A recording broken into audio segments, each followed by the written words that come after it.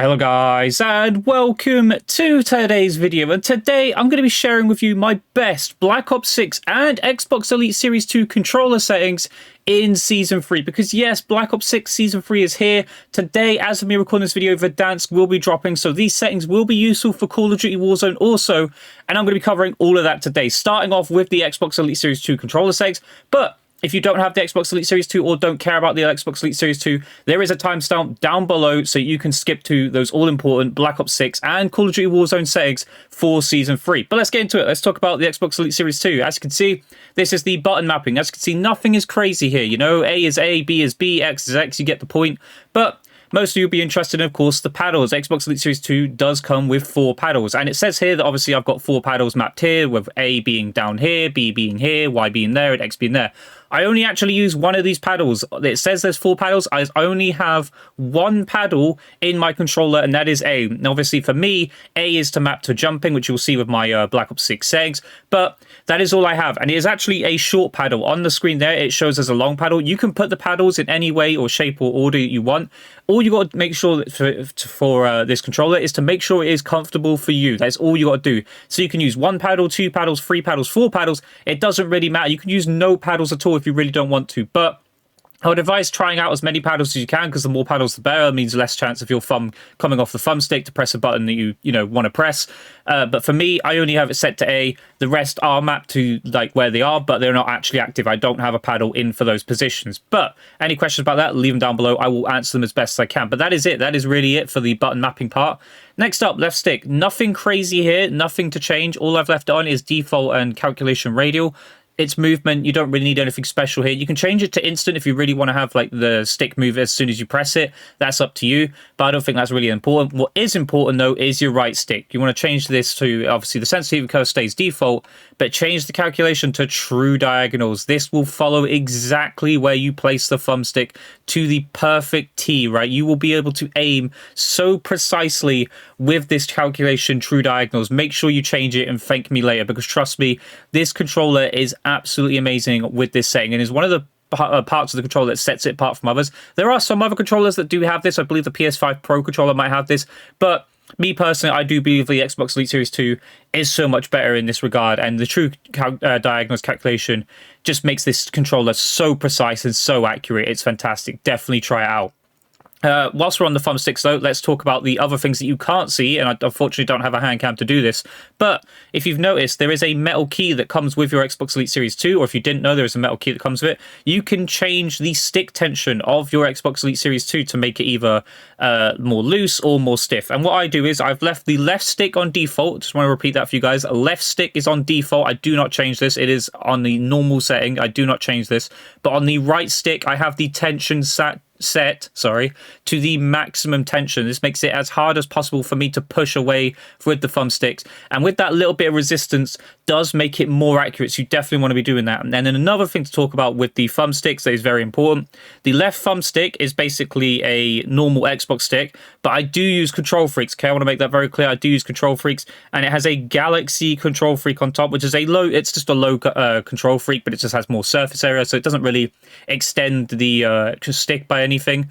But the right stick is a tool Control Freak. So if you want to get that same feeling without having to buy a Control Freak, and more specifically, I have a tool Black Ops 4 Control Freaks. That shows how good Control Freaks are. I've had this since Black Ops 4, this Control Freak, but it is a tool Control Freak.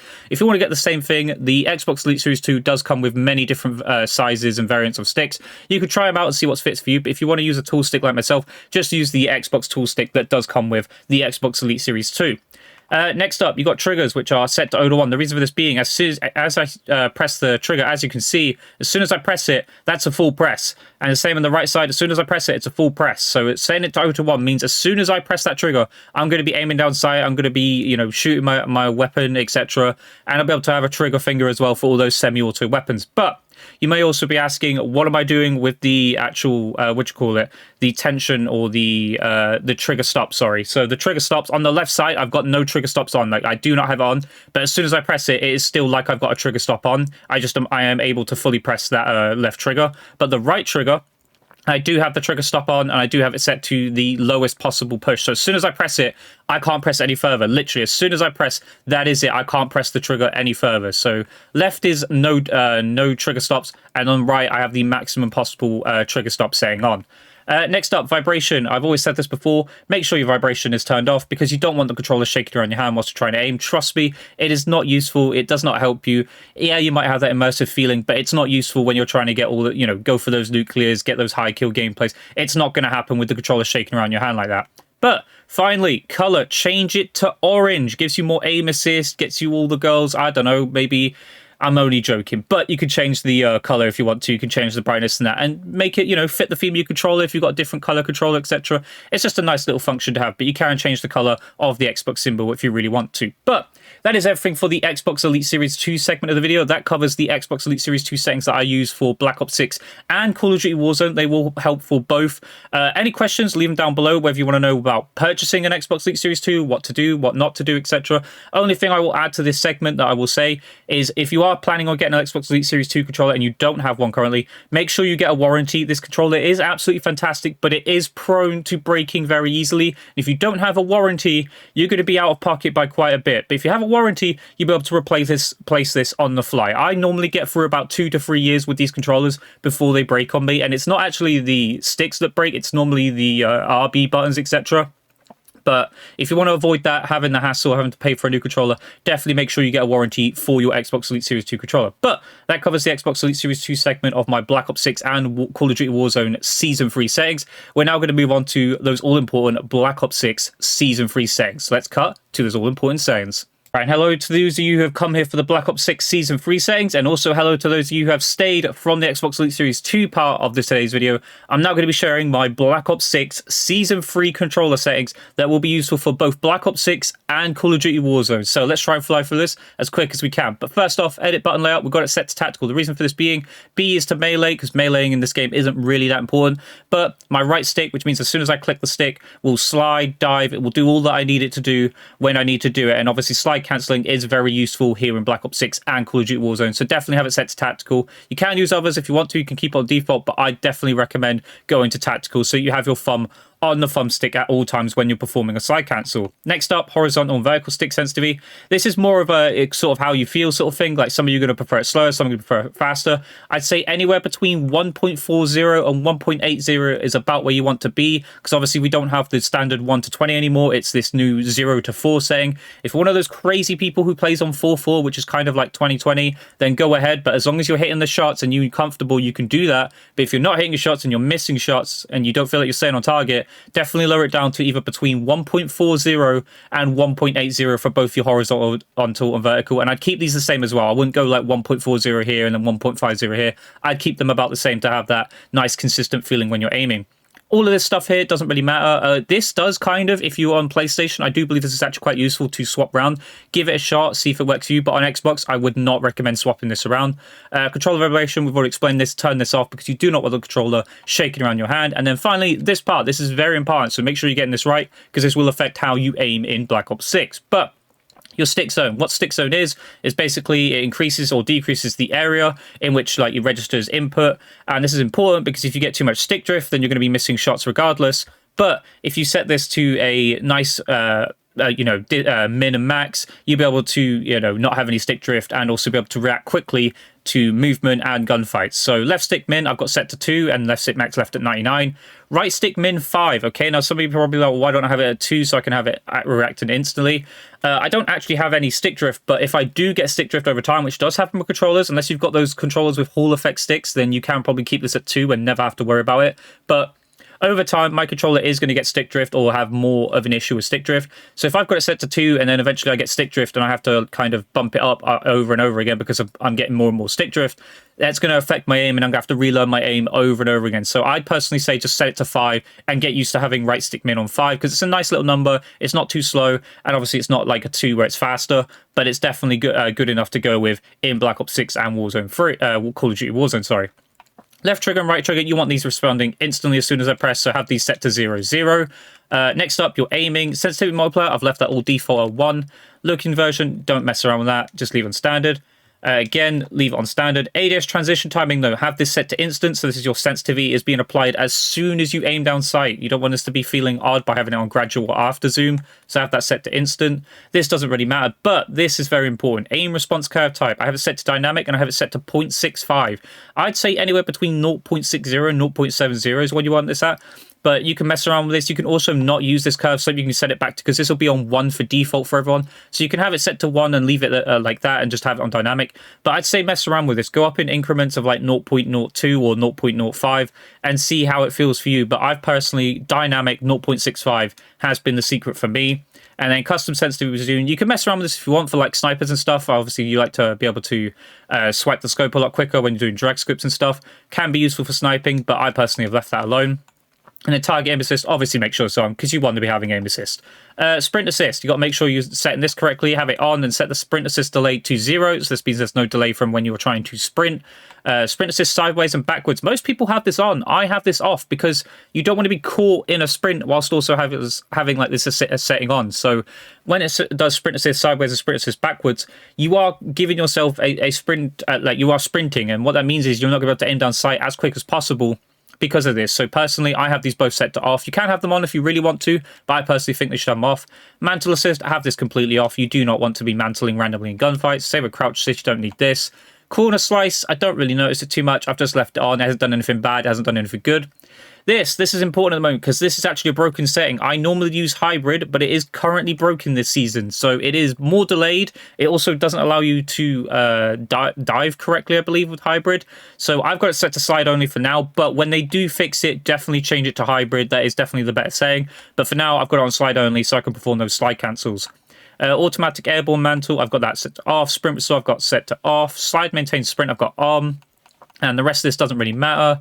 Combat, again, nothing too crazy here. Aim down sight behaviors, obviously have that set to hold. Weapon mount activation. So you don't want to randomly be weapon mounting in the middle of a gunfight. So I've got it set to ADS plus melee. So the option is still there for when I want to use it, but I don't want to be accidentally doing it in a gunfight. So definitely have it set to that. The rest of this doesn't really matter too much. Again, nothing too crazy here. You can have ADS stick swap if you really want to, but I mean, I wouldn't advise it. And again, this doesn't matter either. So let's move on to the graphics. Quite important. If you can, and you do have a monitor and a console that is able to do this, 120 Hz refresh rate, or 120 FPS to most of us, as we'll know it, you definitely want to be getting there with having 120 FPS. If you don't already, and you don't have a monitor or even a console that plays at 120 FPS, you really want to, because the difference between 60 FPS and 120 FPS is huge. Like, it is night and day. The responsiveness, the feel of the game, just everything about it is so much better, and you want to be playing at 120 FPS compared to 60 FPS, especially in 2025. Like, it is night and day difference. So definitely be trying to do that if you can. Brightness, this is going to be all dependent on your monitor and TV settings, etc. So I've got it set to basically where the first image is not visible, the second image is barely visible, and the third image is easily visible, which for me is 47. But this will be different depending on your settings for your TV or monitor. Eco mode preset low consumption, just so the Xbox doesn't sound like it's taking off when I'm in the menus. Don't worry, this does not affect gameplay. This will not make you have less FPS and lag more, etc. It does not affect the gameplay, I can promise you that. All of these, make sure you've got these set to off because they make the game look blurry and awful. I don't even know why these settings exist. They should just not be in the game. Like, they just turn them off. You can't see things correctly because of it, and you will miss enemies and stuff hiding in dark corners. Fidelity cast, you can have this off if you really want to, but it does make the game look better. So I have it set to on and fidelity cast strength set to 80, because the higher you set this, the more you will lag. That is a thing if you didn't know. The higher you set the fidelity cast strength, the more input delay you will have. So I wouldn't set this to 100. I'd set it anywhere between 60 and 80, so you can have the game looking nice and also not have as much input delay from setting this setting higher. Finally, on-demand texture streaming, have it set to minimal. You do not want the game downloading textures whilst you're trying to play. Fun fact, it does make your input delay less, but it will cause you more lag and those inconsistent moments of like high ping, etc. So I wouldn't advise it for that slight gain in input delay or less input delay. Motion reduction preset, have that off. Arachne mode, I mean, that's up to you. That's obviously for zombies. Field of view, this is very important. I've got it set to 103. I'd say anywhere between 95 and 105 is where you want this at. I've got it set to affected as well. You can use independent if you really want to, but affected is definitely the way to go.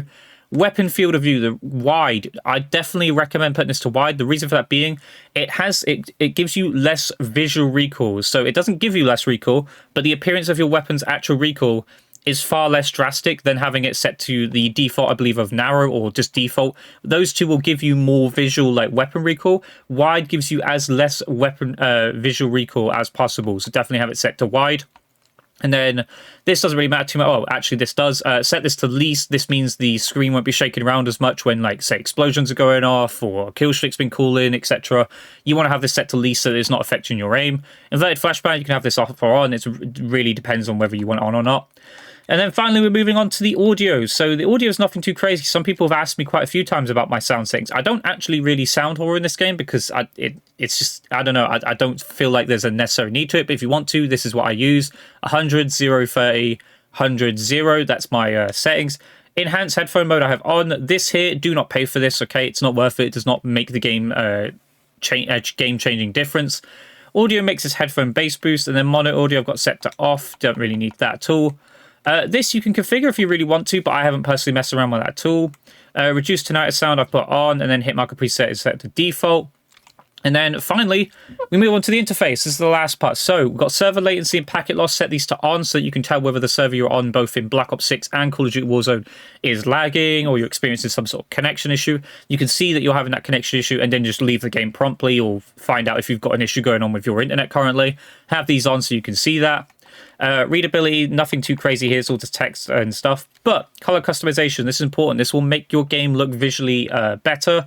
So I've got these set to just these colors here. So like recognize things such as flag captures, my teammates, enemies, etc.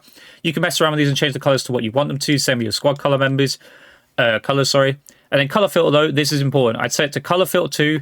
Set the color filter target to both, and then set both the world color intensity and the interface color intensity to 100 each. This will make the game look visually better. Like if you guys have seen my gameplays, you will see how visually stunning this makes the game look. This is part of the setting that helps make the game look so good for me, and you guys should take advantage of it so you can see enemies and just see things so much more clearly. And then gameplay HUD, nothing too crazy again. Safe area, I've got this set to minimum. Some people probably sit there and think, well, why do you not just put it out all the way out to the right and all the way to the top? The reason for this being, what this does is means the mini-map will be closer to the center of your screen, and this is very important. This means you don't have to look up to the far left every single time to, you know, look away from where your weapon is and that and see what's on your screen to look at the mini-map. You can see, like, your weapon and what you're doing and if anyone comes across the screen, whilst also looking at the mini-map without having to look away to see the mini-map and just the mini-map only. You can kind of focus on both at the same time. There are presets if you really want to do that, but I haven't messed around with them either.